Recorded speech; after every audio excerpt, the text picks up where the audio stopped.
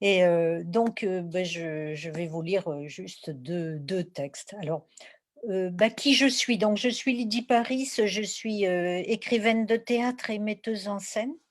Et pour la compagnie Via Negativa, j'ai mis en scène, bon, mes pièces et d'autres.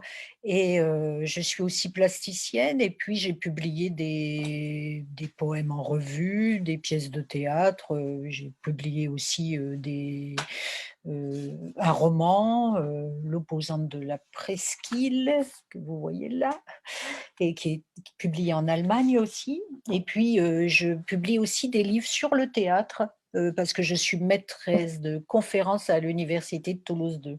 Le dernier, c'est celui-là, Les voies négatives de l'écriture. Voilà, donc je j'habite entre Sète et et Toulouse. Et puis, j'ai, un roman qui va paraître dans 2 mois qui porte sur le poète Saint-Paul Roux. C'est, une fiction écrite à 4 mains avec, Yves Gourmelon. Et puis j'ai fondé aussi un prix, à l'usage des étudiants qui sont en master et en doctorat, sur, un prix d'écriture théâtrale et puis également de poésie orale.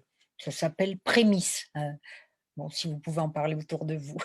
Prémisse, voilà. Écoutez, alors là, j'ai 2 petits textes, donc j'ai un créneau de 10 minutes là. J'ai 2 petits textes, qui s'appellent «L'illimité intérieur» et «Le lointain proche», que je vais lire à la suite. Ce sont, 2 textes que j'ai publiés il y a 1 an, au moment du confinement, et qui sont parus dans plusieurs revues. Voici. Alors, je voulais mettre un peu de musique, mais je crois que ça marchera pas. Enfin, on n'entendra peut-être pas, je sais pas. Bon, enfin, j'avais l'intention de mettre de la musique d'un groupe qui s'appelle Columbus Duo, mais bon, je vais pas le mettre, je pense, hein. L'illimité intérieure. Dans ma chambre, quand j'ai eu une chambre à moi, j'ai commencé à écrire. J'étais encore petite, la chambre était juste à côté de la forêt. J'ai ramassé des feuilles de chêne, j'ai écrit dessus, dessiné dessus. J'ai tout caché dans le mur de ma chambre. Tout le malheur des hommes vient d'une seule chose, ne pas savoir demeurer en repos dans une chambre. Ce qu'il écrivait, Blaise Pascal. Des chambres, j'en dessine depuis des années, j'en décris, j'en dessine, j'en écris, on en filme. Dans ma chambre hier matin, tu es venu m'apporter des fruits coupés et un bol de thé. Tu as glissé le plateau sur les draps et tu m'as dit: «Bienvenue dans notre île déserte». Le soleil arrosait la campagne, au loin les corbeaux ne sautillaient pas encore et sur les labours pentus, et je me disais: «Ce paysage brûlé ressemble à un désert», et je me disais: «Un faux désert, de pruniers en fleurs, de tulipes rouges, d'iris mauves, tout s'éclot en un jour, un vrai désert sous le soleil arrêté». Dans la haie de Troène, au bord de la route, entre les branches, les abeilles bourdonnent, mais faiblement, bien plus faiblement que jadis. Je dois approcher mon oreille pour entendre. Dans le jardin, voix discordante d'un bourdon, sur les touffes par milliers de corolles blanches. Un seul bourdon, pour tout un jardin, isolé dans un paysage de monoculture intensive. Un seul bourdon, pour 5 figuiers en fleurs, un jeune cerisier et un vieux pêcher.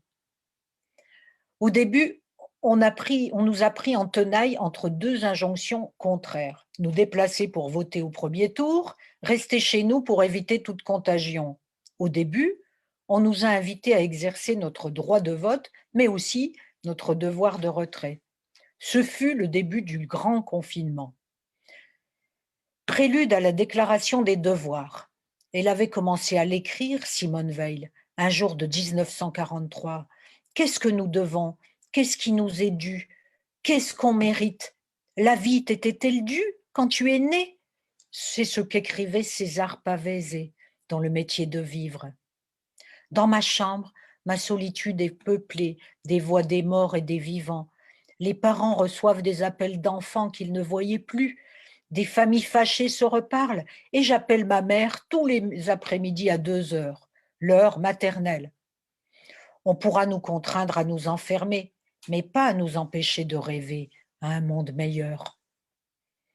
Dans ma chambre, le ciel rosit les coteaux, le magnolia découpe ses branches rectilignes sur la plate surface des champs. Nous sommes confinés sur une île déserte. Tu l'as dit ce matin, et je me dis qu'en cet instant, dans ma chambre, que personne ne peut me ravir, nous traversons l'illimité. Non pas un illimité qui serait hors de portée, hors de chacune, hors de chacun d'entre nous, mais un illimité intérieur. Nous faisons l'expérience non pas d'un repli sur soi, d'un ego, d'une crispation identitaire, mais d'un point d'ancrage d'où nous partons pour regarder le monde, d'où nous partons pour ne pas nous en laisser compter. Cet espace, personne ne peut nous l'ôter, nous l'annexer. Dans cet espace, nous exerçons notre liberté de citoyenne, de citoyen, là où nous habitons, notre fort intérieur, notre cabinet, disait Montaigne, notre intérieur, que rien, ni personne, ni aucun huissier ne peut venir nous saisir, même si nous sommes seuls au milieu d'une foule, car où que nous soyons, nous pouvons sentir la puissance du retrait, la puissance d'une contemplation active. Ça, c'était l'illimité intérieure. Et donc, je vais vous lire le suivant, dont le titre est Le lointain proche. Dans ma chambre, pour la première fois depuis, les montagnes sont apparues à la fenêtre, hier matin, blanches le long de l'horizon. Pour les gens d'ici, grand glacier, mauvais signe. La tempête a sifflé toute la nuit, continue à faire rage ce matin. En ouvrant les volets, je découvre le magnolia tordu par le vent et le sapin, jamais pu épaissir son feuillage. Ce matin, la chaîne de crête enneigée est là, suspendue entre terre et ciel, enchâssée sur une montagne invisible, une masse d'ombre bleu grisâtre. Ces glaciers, aux neiges éternelles, pourraient bien ne plus l'être. Annonce des fontes à venir, des sécheresses, des pluies torrentielles, du paysage défiguré. Nous nous sommes échappés de l'éternité, nous n'y reviendrons plus. Dans nos chambres, pour la première fois depuis, nous sommes astreints à la clôture, les yeux ouverts. Nous sommes astreints, non pour notre plaisir, mais pour épargner le corps social. Et je me dis que cette clôture négative, nous ne nous enfermons pas pour prier comme les moines, est peut-être une épreuve, un déconditionnement, un décloisonnement du regard. En restant sur place, nous sommes partis, nos habitudes se sont détachées de nous et nous restons en suspens, dans un voyage immobile, solitaire, solidaire, comme dirait Camus, dont la peste a fait fureur. Dans ma chambre, les montagnes blanches qui recouvrent l'horizon, je sais bien que c'est une illusion. Un ami physicien me l'a expliqué. Je sais bien que c'est un phénomène de réfraction thermique, une courbure de l'air, comme les mirages en plein désert. Et depuis l'île déserte qui est devenue notre vie, je veux bien croire que ces montagnes sont proches, alors qu'elles sont lointaines. Je veux bien croire à ce mirage, croire à sa réalité optique, croire au sommet comme les assoiffés du désert.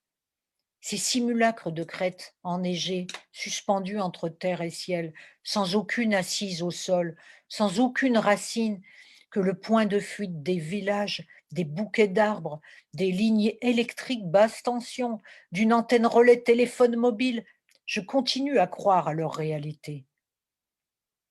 Le vent tord les branches du magnolia, les neiges des grands glaciers s'irisent dans le ciel bleu pâle.